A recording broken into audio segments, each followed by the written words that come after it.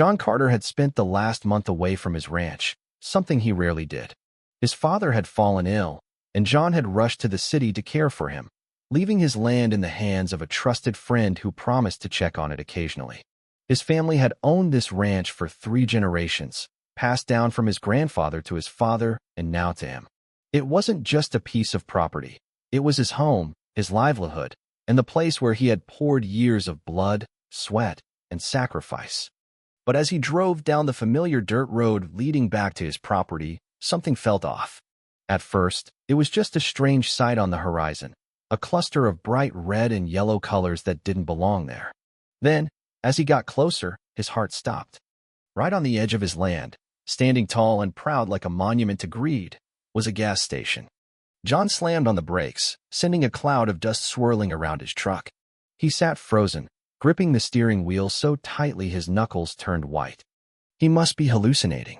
There was no way a gas station had been built here, not in a month, and certainly not without his permission.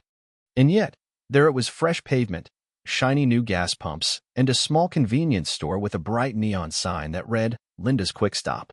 For a moment, John couldn't even breathe. His ranch was a good distance from town, and the surrounding area had always been quiet and peaceful. That was the whole point. He didn't want to be near commercial businesses or noisy developments. This land was supposed to be protected, untouched. Now, it had been invaded by something that didn't belong. Slamming his truck into gear, he drove straight toward the gas station, his mind racing with questions. Who in their right mind would build a business on someone else's property? Was this some kind of mistake, a legal loophole, or some government project he hadn't been informed about? As soon as he parked, he jumped out of the truck, storming across the pavement, his boots thudding against the fresh asphalt. Construction workers were still present, putting final touches on the building. They gave him odd looks as he passed, sensing his anger. John ignored them, pushing through the glass door and stepping into the store. Inside, the place was already fully stocked, shelves filled with chips, snacks, and drinks, refrigerators humming in the background. The air smelled of fresh paint and plastic. A woman stood behind the counter, looking bored as she tapped away on her phone. She had bleached blonde hair, an overly confident smirk, and an air of entitlement that made John's blood boil before she even spoke.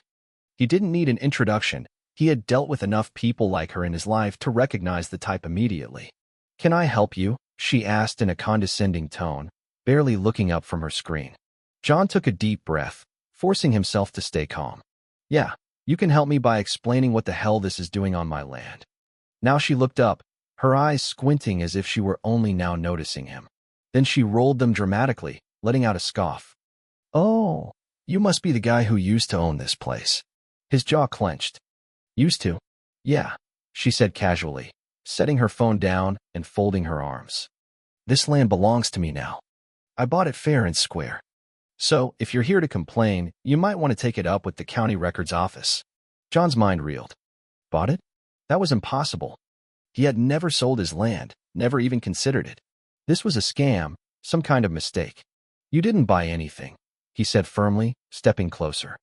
"I own this land. I have the deed. I have the paperwork. I've lived here my entire life." Linda smirked, clearly enjoying his frustration. "Oh, I have paperwork too, filed and recorded. Everything's legal, honey. Maybe you should have kept a better eye on your property instead of running off and abandoning it." His blood ran cold. She had to be lying. "I never abandoned it," he shot back. "I was gone for a few weeks. And even if I had been gone for years, that doesn't give you the right to build here." "What kind of scam is this?" Linda let out a fake gasp. "Scam? Oh no, sweetie, it's all perfectly legal. Maybe you signed something and forgot about it. Or maybe someone else sold it on your behalf." She tilted her head, feigning innocence. "Either way, it's not my problem. This is my business now, so unless you're here to buy a pack of gum, I suggest you get off my property before I call the cops." John's hands curled into fists. He wanted to yell, to shake some sense into this woman, but he knew it would get him nowhere. He needed answers. He needed proof. "You go ahead and call the cops," he said, his voice low and steady. "Because when they get here, I'll be the one pressing charges for trespassing." Linda's smirk didn't fade. "Oh, I don't think you want to do that," she said sweetly. "Because I have more than just a piece of paper saying this place is mine. I have connections. I have lawyers. I have a whole legal team ready to fight any little tantrum you want to throw. John took a deep breath, forcing himself to step back. She was bluffing. She had to be.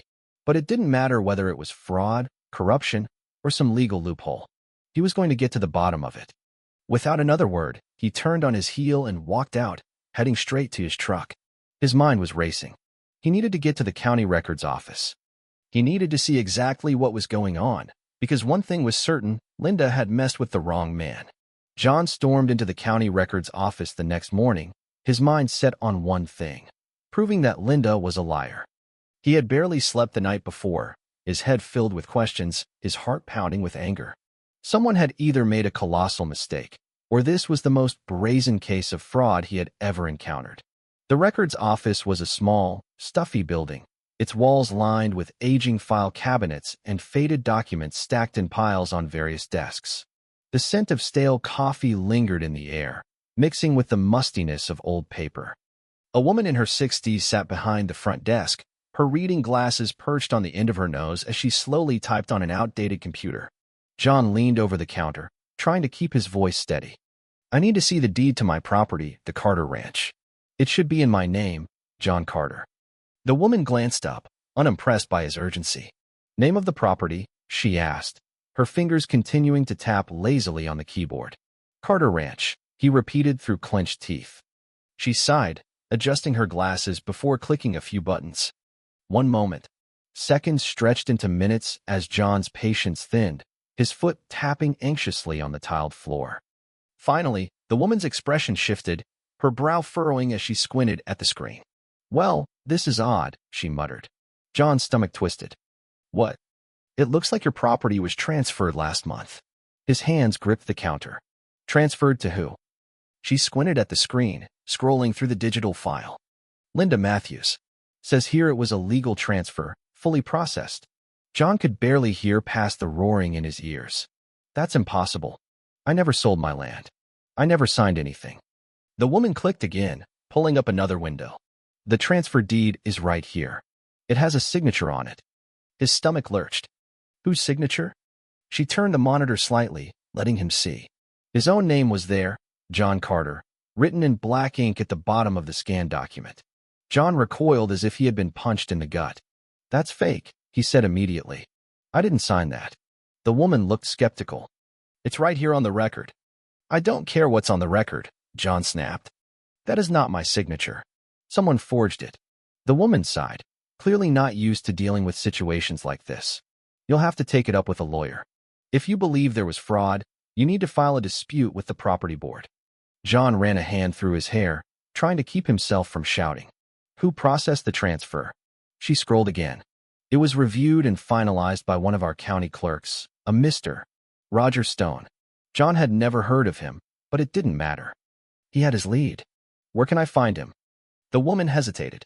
His office is down the hall, but I don't know if. John was already walking away before she could finish her sentence.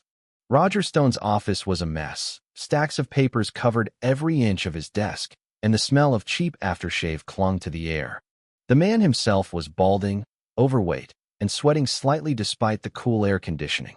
He looked up when John entered, his expression immediately turning defensive. Can I help you? Stone asked, adjusting his tie. John shut the door behind him. Yeah, you can explain why the hell my property was transferred without my consent. Stone blinked. Excuse me. You signed off on it, the transfer deed. The one with my forged signature. John stepped closer, towering over the seated man. You're going to tell me exactly how that happened. Stone cleared his throat, shuffling through some papers as if looking for an excuse. I process dozens of deeds every month. If there was a mistake. There wasn't a mistake, John cut in. Someone forged my name, and you let it go through. Stone's eyes darted to the door, his fingers twitching. Look, if there's an issue, you need to take it up legally. John slammed his hands down on the desk, making the clerk jump. That land has been in my family for 3 generations. You think I'm just going to walk away because you tell me to file some paperwork? Stone swallowed hard, his face turning slightly pale. I had no reason to suspect anything was wrong. Everything was submitted properly and... John leaned in. Who submitted it? The clerk hesitated, licking his lips. A representative from Matthews Holdings. John's fists clenched. Linda, that snake had used a company to push the paperwork through. And let me guess, John said boldly.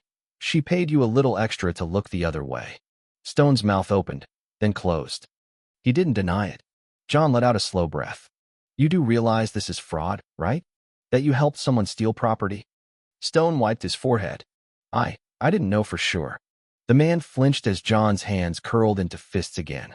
You're going to fix this, John said, his voice dangerous. Right now. Stone swallowed. It's not that simple. The property is already in her name. To reverse it, you need a court order. John's jaw tightened. Of course it wouldn't be easy. Then I'll get one, he said. And when I do, you're going down with her.